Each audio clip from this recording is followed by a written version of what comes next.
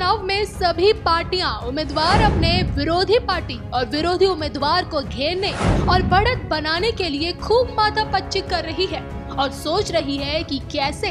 अपने ओपोनेंट को पीछे किया जाए और लोकसभा में अपनी सीट सुरक्षित की जाए। ठीक वैसे ही पार्टियां भी और पार्टियों के रणनीतिकार अपने दूसरी पार्टी पर मनोवैज्ञानिक दबाव बनाने के लिए आतुर हैं और इसी के चलते बीजेपी कांग्रेस अध्यक्ष राहुल को घेरने की रणनीति बना ली है और लगता है कि कांग्रेस अध्यक्ष का इस बार इस रणनीतिक घेरे को तोड़ना मुमकिन ही नहीं नामुमकिन ही हो गया है।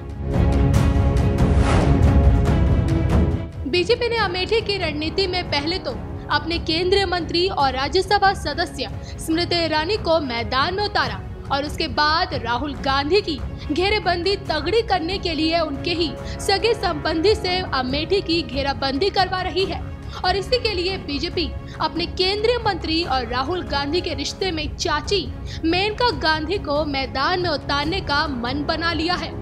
इसके लिए बकायदा पूरी तरह से प्लान भी तैयार कर लिया गया है।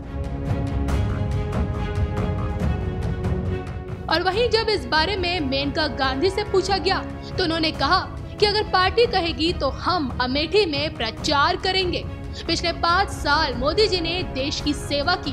15 साल उन्होंने गुजरात को रोशन किया, महिलाओं के लिए मोदी जी ने काम किया, वो काबिले तारीफ है।